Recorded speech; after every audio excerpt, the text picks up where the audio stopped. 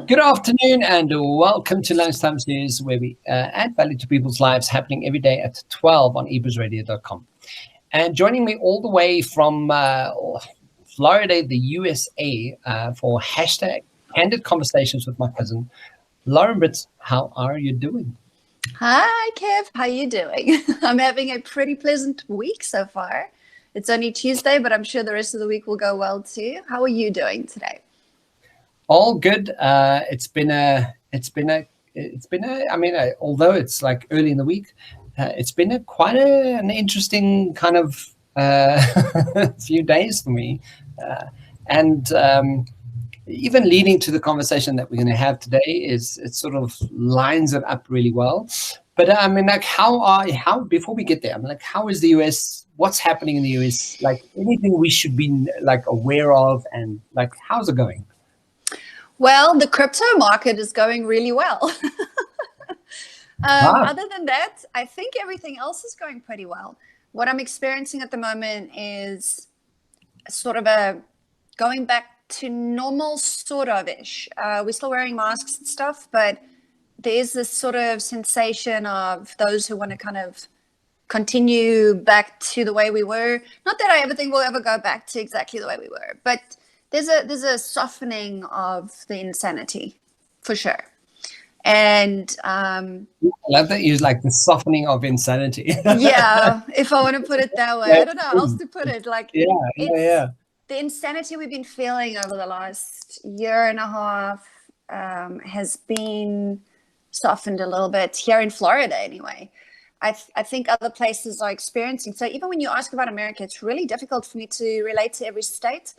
I think everybody's doing a little bit better, though. I think if we're doing better, everybody's got to be doing a little bit better. So yeah. I know Texas is open, and I'm sure a lot of places like that are just back to sort of normal. Choices are now on business owners instead of like government in some places. And yeah, so we're just sort of getting on with it and adapting to anything we need to and keep going. But I will say from a vaccination point of view, I can't remember the last number I heard was about 50% of the American adult population has been vaccinated. Oh, wow. Yeah. That's really good news, So I think for like South Africa, I guess that would depend who you ask, but I think for a place like South Africa, who is in a completely, which is why this conversation is so interesting, because the perspectives is very different. Yeah. Let us know, like, how's that going in South Africa? Well, so there have been a lot of vaccinations happening, but clearly not as much as the rest of the world, and for various reasons.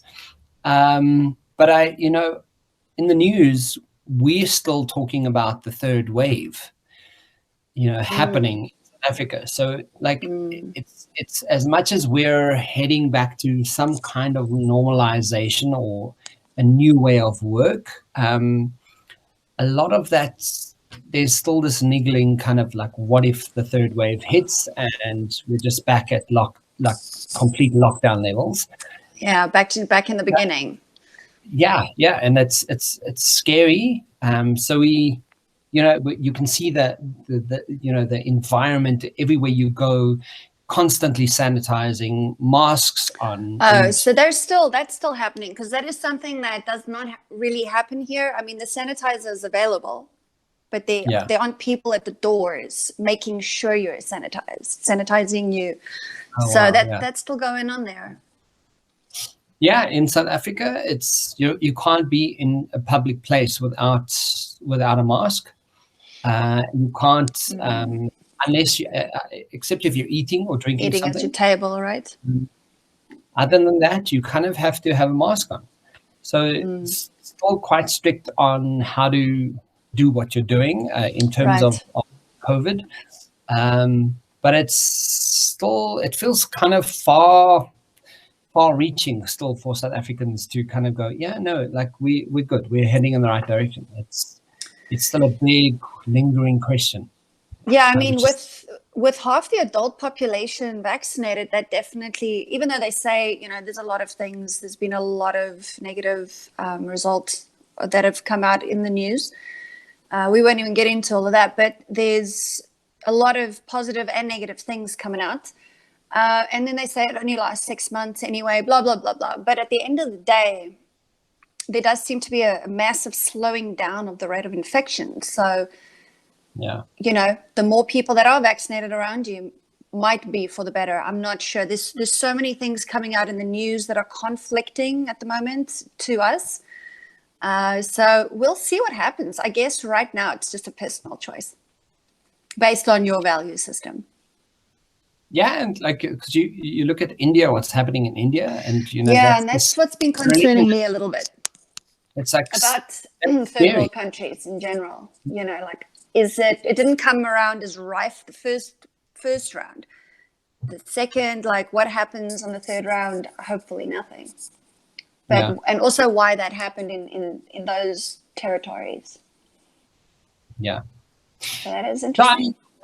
One of the questions that and one of the topics of conversation about today, and guys, if you are listening in, Lauren and I often have conversations about candid kind of conversations about stuff that people generally avoid talking about. And I think today, as much as it doesn't seem like a tricky kind of conversation, I think a lot of people still kind of avoid talking about it. And that's the conversation about feelings, and understanding feelings, recognizing feelings, understanding the importance of listening to your own feelings, and really acknowledging what are you feeling and what is not actually working, what is not resonating. And to preface the conversation is, just recently in the last couple of days, I've been personally in a position where I've really struggled with a decision. And the moment I got my brain on board with, well, what is the feeling that I'm having, and why am I having this resistant feeling, and what is it not where is it not resonating? I suddenly is it hit me like a bag of sand, damn, okay. I realized that that's exactly what I'm not acknowledging. That is exactly the thing that my brain's not feeling. So, Lance, in terms of feelings, how important do you think feeling good about a situation, a decision, a circumstance, a business, all of that, in terms of how do you relate to feeling in terms of being an entrepreneur and a business owner? All right. So I think, when we say feeling, people must understand we don't necessarily mean emotion. Okay. Emotion and feeling are correlated, I think. Well, I know for my own self, they are. But I think what we're talking about here today is more what I like to call the human radar system. This is a system in your nervous system, essentially, that runs through your body, your vagus nerve, runs your stomach, and it creates sensations. It's electric sensations, if you want to call it that. And emotion is essentially those electric sensations in motion, energy in motion. But we're talking about a radar system that exists in your body that can really tell you a lot if you just tap into it, if you pay attention just a little bit, if you just start looking at it a little closer. You will start understanding things about the situations around your life, about the people you meet, about the decisions you have to make. There's so much stress around making decisions, and especially with entrepreneurs who have to make a lot of choices, a lot of decisions, sometimes really big decisions, a lot of money, it could be a risky decision, whatever decision you're struggling with, whether it's a personal thing. We have this human radar system called feelings in our body that if we just tap in, they'll tell us, okay, go this way, go that way. Why are you resisting? Why are you not resisting? And it's important to remember that resistance is neither good nor bad. Not resisting is neither good nor bad. It's just telling you something that you need to decipher. It's not necessarily saying don't go there, which, resistance is often used to tell a person don't go there. But maybe sometimes it's don't go there right now, go there later. Or, wait before you make that choice. So for me, it's all about that. It's not just an emotional experience, it's a physical experience. And we can really separate those two just to be able to use it as a guide in our lives. Put it in your tool bag of life and use it when you need it. Like you said, you just made a big decision this week and you used your feelings to guide you along the way. I think people misinterpret that as emotion. It becomes emotion, but really tapping into knowing, okay, that's what it is. And this is the obvious choice from there.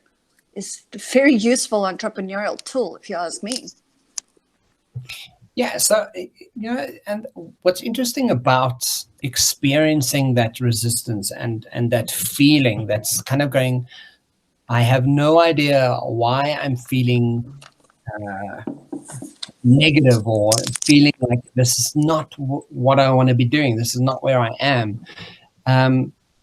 As you say, that's true. You're feeling that emotion, actually. You're not sure why I'm feeling this.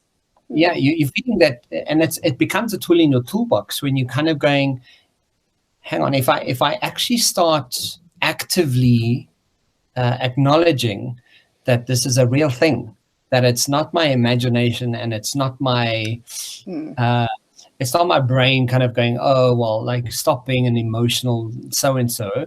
Like just take 5 minutes for yourself and kind of go, okay, I'm really feeling this resistance, this feeling that is not comfortable, and kind of go, okay, what is that all about? And like, why am I feeling this? And like, where is that stemming from? And where is that based in? And where's the root cause of the actual emotion coming from? The moment you actually get to the root cause, you're kind of going, oh, wow, okay, now I'm understanding why, like, I'm responding the way I'm behaving. Like, and they're like, okay, this is making more sense.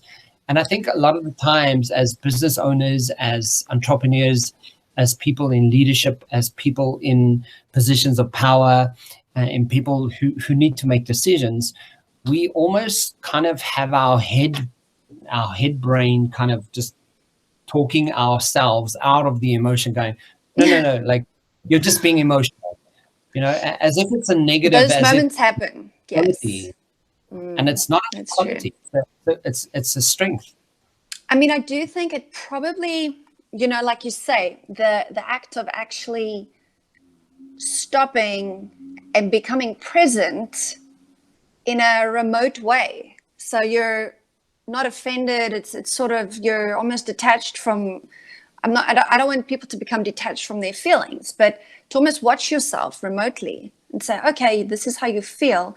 That act is the act of actually having the tool. But in order to use that, and in order to actually do that, I think you need a level of presence that a lot of people probably don't even realize they don't have. Like, you need to become honest and present with yourself. And in order to see the perspective that you need in order to make your choice, your decision, that is unbelievable emotional intelligence, and it's amazing power. And we know that very successful entrepreneurs run their business with emotional intelligence and also smart tools, which is like, for example, they eat the same thing every day and wear the same clothes every day because they don't have to make extra decisions. Smart. But this is a tool also that I think people, I mean, you can access it. Whether you're super, spiritual, or you're just like whatever, going through life, having fun, or both of those things, whatever it is you're doing, that's why they call it a gut feeling. you know that when you're presented with something, you kind of, sometimes it punches you in the gut and you're like, I don't know why that just happened, but I'm out of here. Yeah. Right? Sometimes it's a different sensation. You know, sometimes you get a niggle and you're like, something's really bothering me about this and I don't know what it is. In order to look at it, just to become present to it, I mean, it takes a little bit, but I think it's available for pretty much anybody who just pays a little bit of attention. And the more you look at it, the more you're going to find out about where you need to go with that choice, that decision, next step. Not everything is a quantum leap. Sometimes things are just the next step in the process. So super, I mean, and also just something to practice. It's really a practice. It's not something you just gain overnight. You're like, oh, I'm suddenly the world's greatest, you know, feeling machine.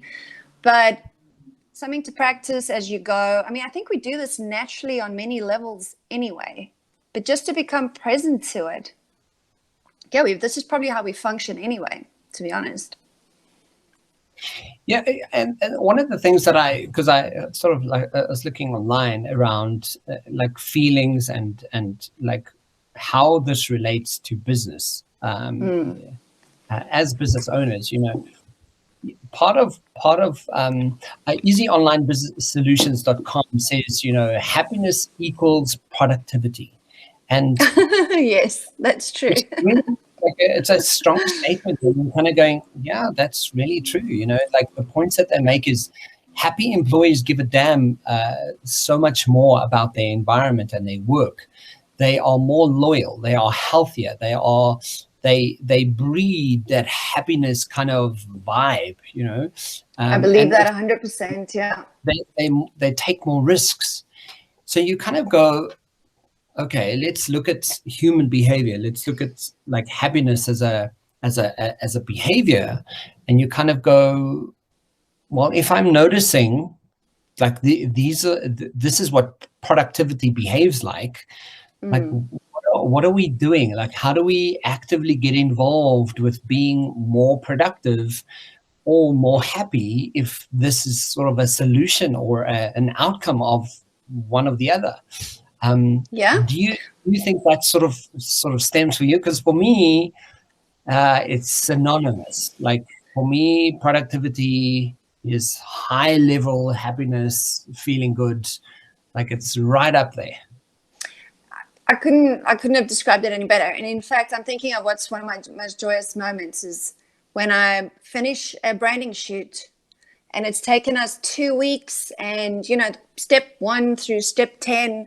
And finally we've come through to the end and products, you know, been delivered and 5-star review is up there and great feedback. And you think, this is my heaven. This is my joy. This is why I do what I do. This is me in my element. This was what one would call perfect. Not that everything was perfect, but this was perfect for us. And the sensation that comes with that is, you know, that's why I say sensation, not emotion, because there is emotion there. But I feel good, you know, and it's not so much that I'm reacting in another way. I'm just enjoying the energy I've created here. And as an entrepreneur, that to me is priceless. The whole, you know, process of it, every step to be able to do that, the feedback, like, I mean, really, really priceless. And the way that I use this feeling technique in every single one of my steps in the whole process, I feel things out. I make a lot of decisions during the process that aren't part of the process. So I think it's very, very useful. It is definitely tied to productivity. Now, we talk about it like, oh, wishy-washy, like it's some sort of spiritual religious thing, and it is, but that's not the point. The point is it's a human thing. It's an energy thing. And if, sorry, you disappeared there for a second. If they are teaching you techniques at school or in college or in other places like you do, they're teaching you techniques on how to MBAs, running business. Are they teaching you how to become a masterful teller of your own sensations and your own feelings in your MBA? I don't know. I don't have an MBA, but maybe I should ask somebody, because to me, it's not, I think people run away from it because it's like wishy-washy, but it's not. This is like an unbelievable, I think if you go ask all the 10 top entrepreneurs of the world about this topic, they would tell you that this is essential to success, along with planning and XYZ, good decision making, etc. But I think this is an ingredient that runs through all those things. And why not package it up? And everybody has this in them already. In fact, this would be a great package. You know, it's already there. It just needs to be developed over time. So, Lars, how do you know when someone has an MBA? I don't know. But what I do know is, are they teaching you that in your MBA? That's the question. They only tell you that they have an MBA because they only share that because they actually tell you that they're MBA. None of this is actually in an MBA. You know, you don't get the tool to kind of go, how am I feeling about this moment? Like, what is it like? Is it resonating with what it is I want to do and how I want to do what I want to do? Yeah, it also stops the combat. You know, I have a very dual-natured personality, and I don't know if other people struggle with this, but whenever there's a choice in anything, there's always two opposing or two different sides. And sometimes they're opposing, and often mine are opposing. And I'm like, okay, it's a struggle internally, and it takes a lot from me energetically when I'm like, okay, hold on, why am I struggling so much?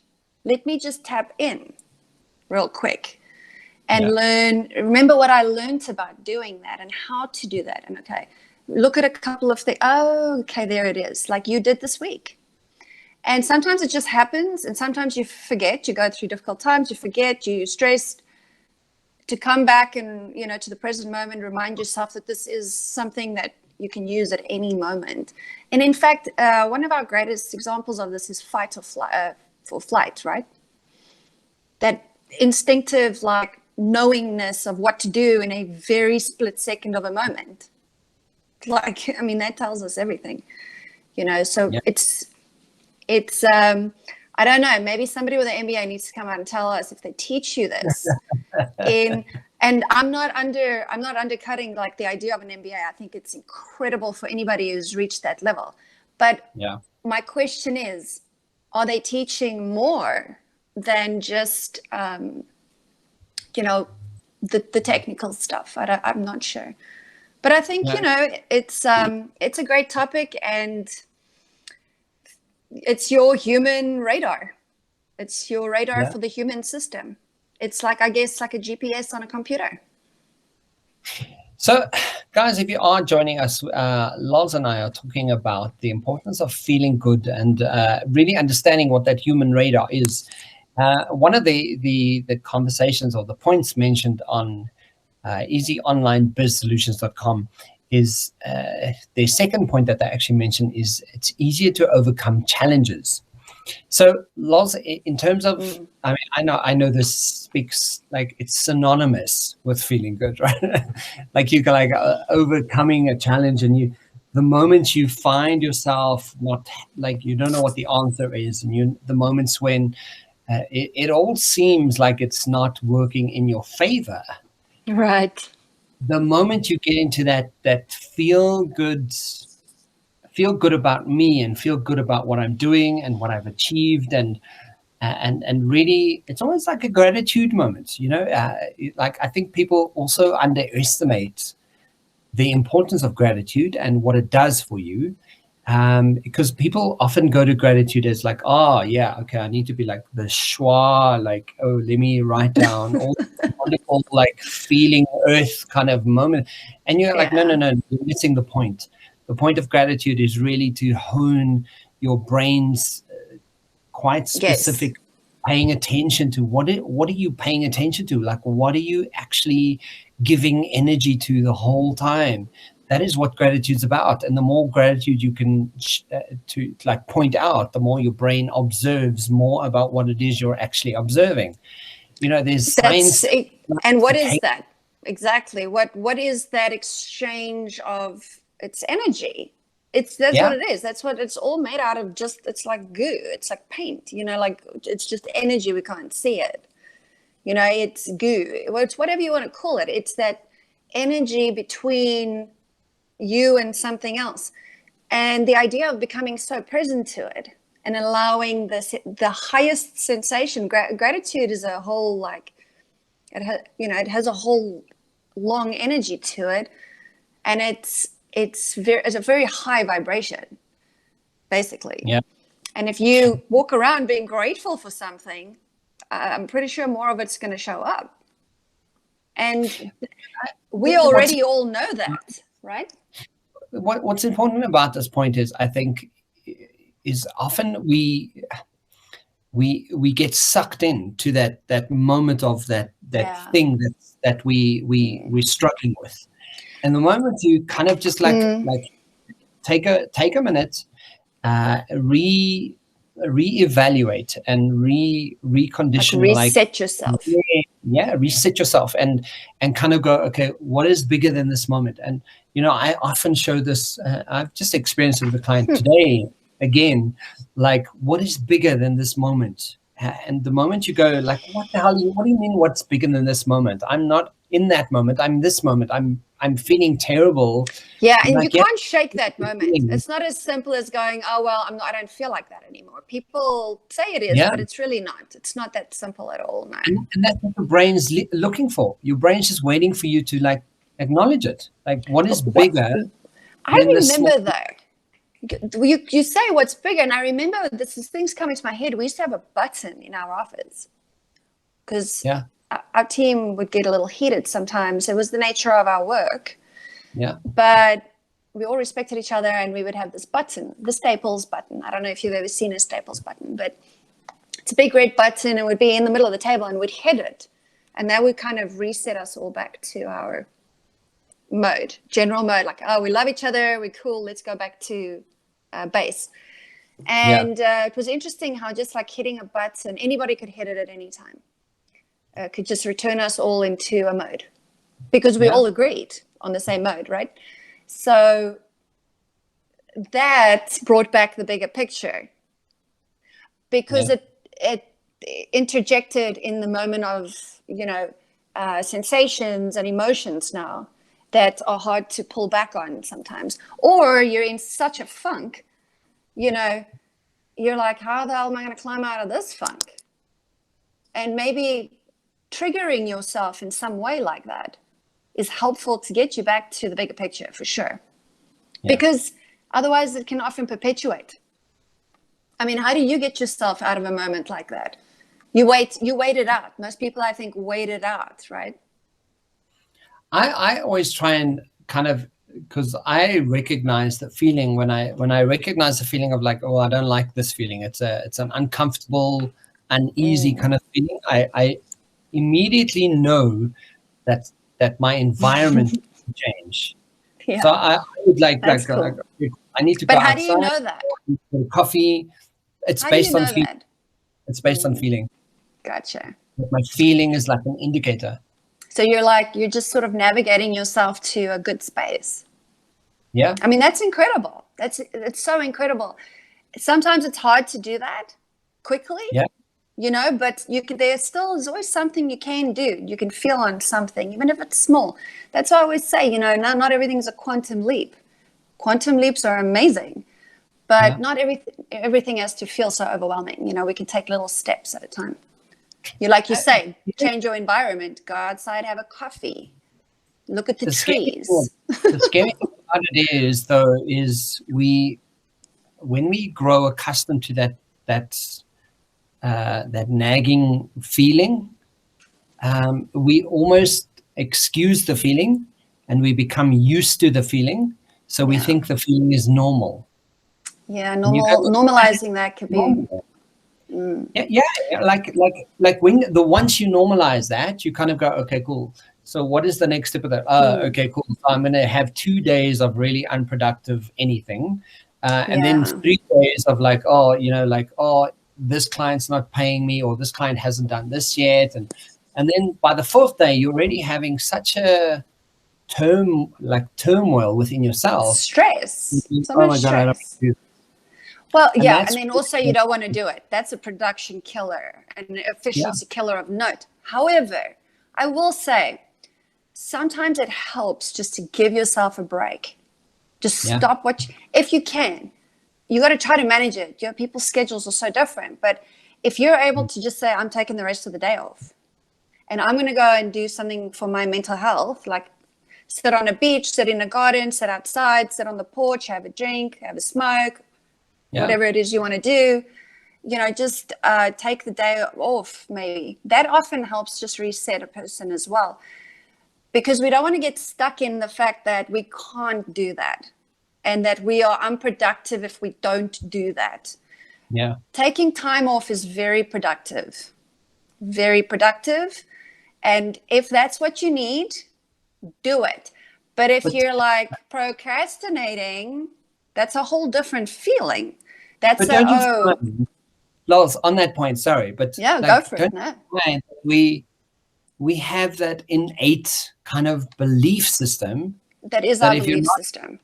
That if you're not like rushing and like living on the complete edge of everything the whole time, that this is not adding value. Hello, Industrial Revolution. Like, this is why I keep saying the Industrial Revolution is now over. I'm not saying it was bad. It was a time in our lives that it produced the weekend. And I'm not talking about the singer, like Friday, Saturday, Sunday, the weekend. There was a time where people worked 7 days a week. So all of this belief system, I believe, came to us through the Industrial Revolution, where workers became like factory and production and, the rest of it started. So when do we move away from that? Like, when do we choose, okay, as a society, we're not going to do it, I guess, all at once, but little bits here and there. Like, I've done it. I did it this week. I needed a break. I took it. Yeah. I don't care what anyone really had to say about it. It was my mental health. I'm okay with it. I checked my calendar. I checked. It was all good. I didn't freak myself up because I didn't have anything to catch up with. It was fine. So why not do that? So yes, belief systems, thank you, Industrial Revolution, but we're done with that belief system for the most part, I think. Take the time. It's productive. Otherwise, you're going to wind yourself up. One of the other things that they mention here is you are more likely to create value. And I was like, that to me, part of like having... That's a freaking good point. I actually do that in my work. And I don't even realize it. The aim is to add value as much as possible, right? And you're like, I've already got the point of like, if you're not adding value, stop doing it. You do what you do sometimes. You don't really think about it from everybody's perspective. But now I realize that my photographic process, I use my feeling sensation, my radar, to add a lot of value as I'm going. Like I said, things that are not part of the process, written down process. For example, I guess it's also paying attention, but I'll feel out something that my client loves and I'll gift them that. Or I'll feel out something that she's feeling and not saying to me, and then I'll talk about it. Or there's a million of different ways, but now I'm realizing now when you actually said that, that's actually something that is very important. You can add a great deal of value just by being present to that with your clients, with yourself, your family, your loved ones. Like, I never even thought about that really. Yeah, and one of the fourth points that they mention here is, and I think this to me speaks volumes, like especially when you're an entrepreneur, you're running a business, you're out there making a difference, and you're really wanting to create a version of life that maybe people haven't thought of, right? And I think one of the biggest things that I deal with probably on a day-to-day basis with all the clients that I see is self-esteem. poor self-esteem and like the point that they make is self-esteem and pessimism go hand in hand, and you kind of that's so interesting. Eh? It's crazy. It's quite a significant point. I think as humans, this is almost a human condition. Yeah. I don't think there's any human on this earth. I mean, maybe, I don't know, but all of us have something that's attached to our self-esteem, which I believe is essentially attached to our self-worth. It's the human condition to almost lose a little bit of that in being human, but to try to undo things that are no longer working for you and all that stuff, I think builds a lot of self-worth and confidence. But I don't think a human comes with 100% self-confidence. I don't think that exists at all. But we are confident in what we do. We try to be better, or we don't try. We are better. As we experience life, we become better. So that's a huge one. I mean, I think maybe it helps your self-esteem to know that you can tap into emotional things, and you can tap into sensational things, and you can tap into this radar system that exists, which is basically your nervous system. I mean, your nervous system is incredible. Like, go and look it up. Go look at a picture of it in your body. It's unbelievable. I mean, it's to be respected, and it's to be used, and it's not about being an emotional, creature. One of the points I mentioned here is ingrained pessimism can limit your career. I can only imagine. Wow, like that's quite a statement, because you're kind of going, okay, if I'm not connecting to that happy feeling, I'm not connecting to that, I'm doing well, or like, look what I've accomplished this week. Yeah. You kind of to a point where you're going, well, how much are you actually actively involved with promoting your career and your brand and yourself, when too often, too long, we get caught up in the pessimism and the downward kind of spiral. It's so funny. I'm just kind of having an epiphany as you're talking about this, and I'm like, what a topic. I mean, pessimism versus toxic positivity. It is so difficult to gauge sometimes the difference between what is eternal pessimism, which will definitely kill your career, and things that need to be dealt with that happen to be in a negative realm, negative things that need dealing with. Pessimism is something that, I don't know if it's through the ages. I mean, I feel like a lot of people have and use that to protect themselves, but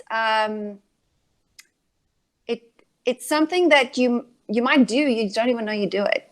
I think I may have seen that about myself sometimes here in my life. It's to say you're one way or the other is just, inaccurate. So I think I've gone through times where I've been so pessimistic and I didn't realize it until one day I'm like, damn, the negativity, Lauren, like,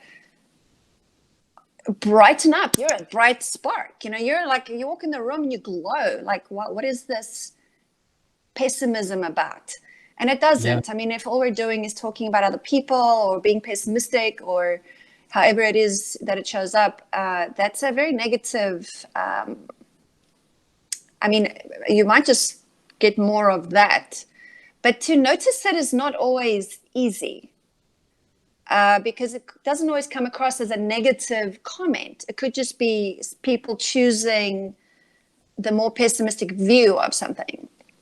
So I mean, how do you gain anything that's amazing by being pessimistic about it? You're not, you can't necessarily. I don't think so.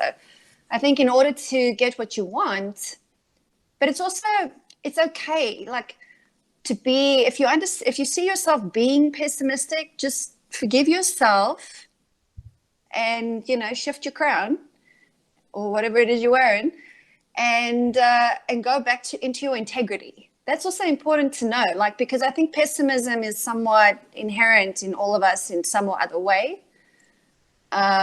We just need to be able to be aware of it. And in business, it will kill your business. In fact, while you're running a business, I think you end up seeing that. If you're a very pessimistic business owner, your business will fold. I don't even need to prove this. I think this is probably proven. If you are someone who will solve problems and you're optimistic about doing that, and you're solving someone's problem, whatever it may be, you're pretty much guaranteed to succeed. You're solving people's problems. So I think pessimism is a difficult one, to be honest. From my perspective, like it's one of my obsessions, and it's like if you look at neuroscience, for example, your brain is designed to keep you safe, and your brain, whatever it needs to do to keep you safe, to really bring you back to what it is you know.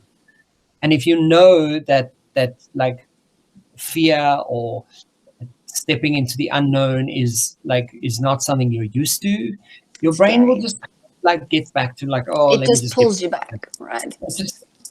And that becomes a sense of pessimism, but it also becomes a sense of your identity, and that's the scary part. Like, it's like that's so true.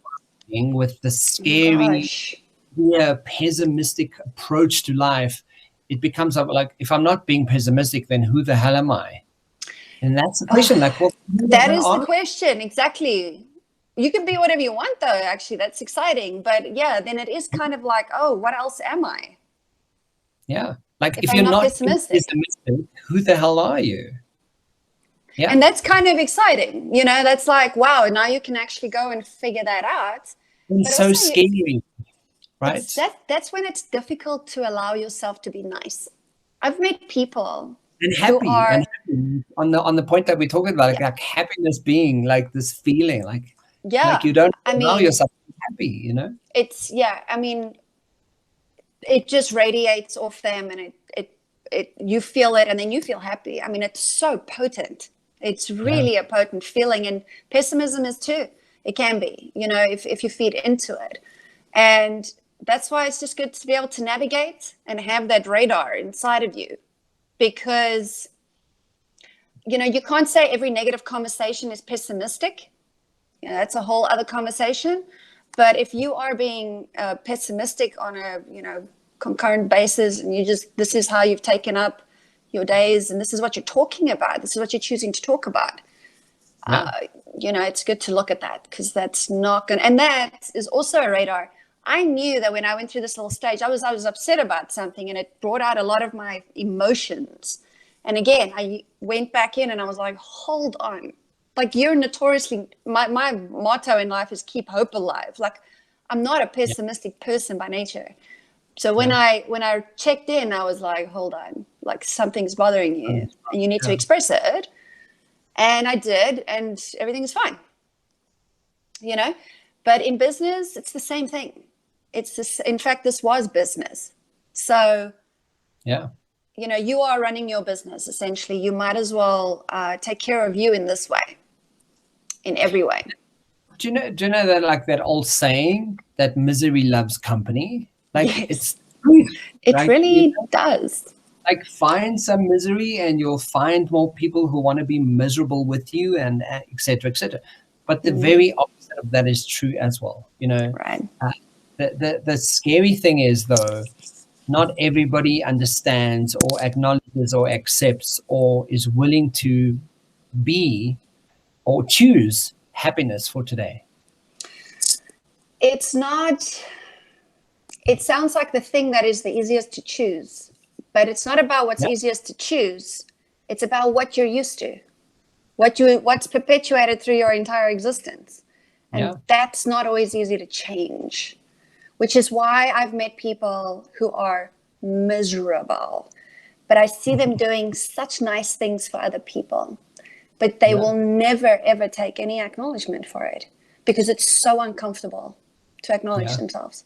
And this is a whole other, this is where somebody needs, some professional help to help break through, whether it's a coach or a therapist or whatever it is you need to break through that, because acknowledging your own greatness, acknowledging that joy that you're able to attain and happiness is essential. It's essential to your success in life, your success in business, your success in relationships.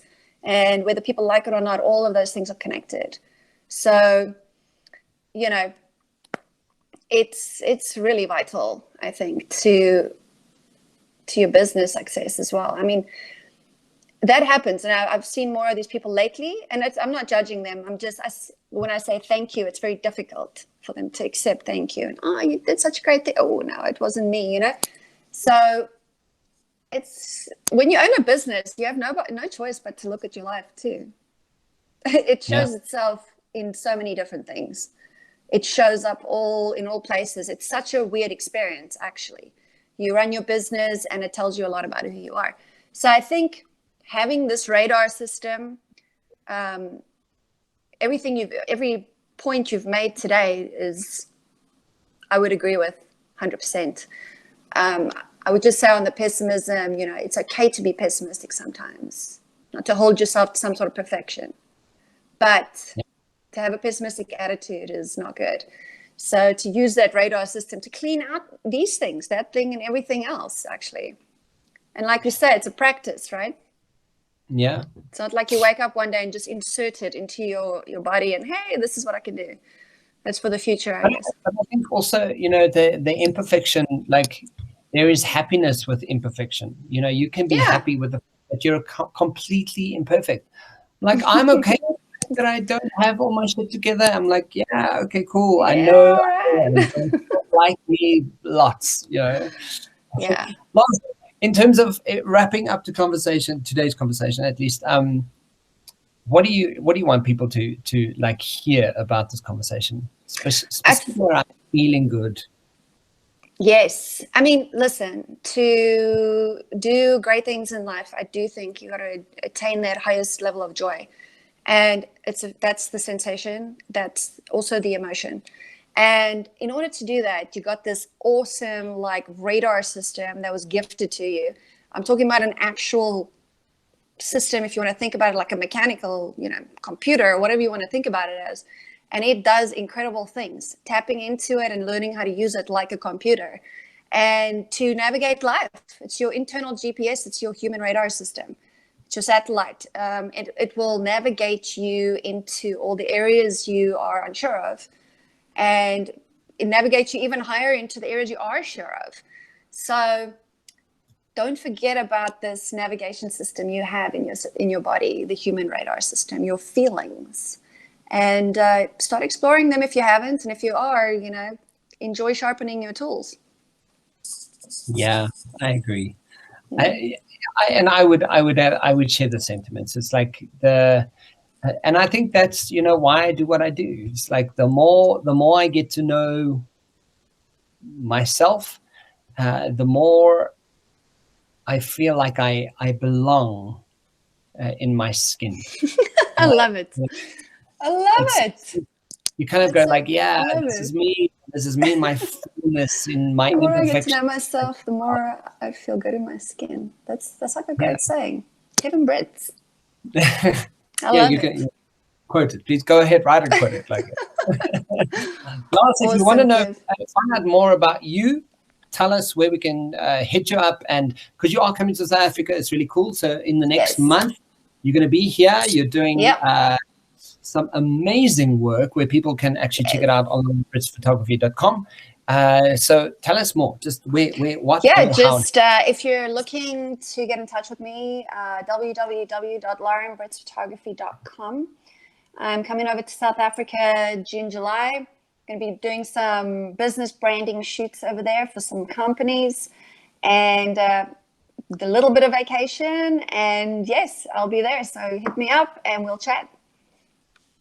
Yes, guys, if you want to see more of that, just go and check it out on the website. All the information is going to be in the description boxes below. Lars, thank you so much for chatting with me today. And thanks, Kev. It's great to see you again. It's awesome having, it's like and it's because we're cousins, and you're going to we come from a DNA that's kind of ingrained with both of us, and yet we're pushing boundaries like no one's. I love it. I love it. Thanks, Kev. It's been great to talk to you today. And you have a wonderful week, and chat to you later. You as well. I'll chat to you soon. Bye. Bye.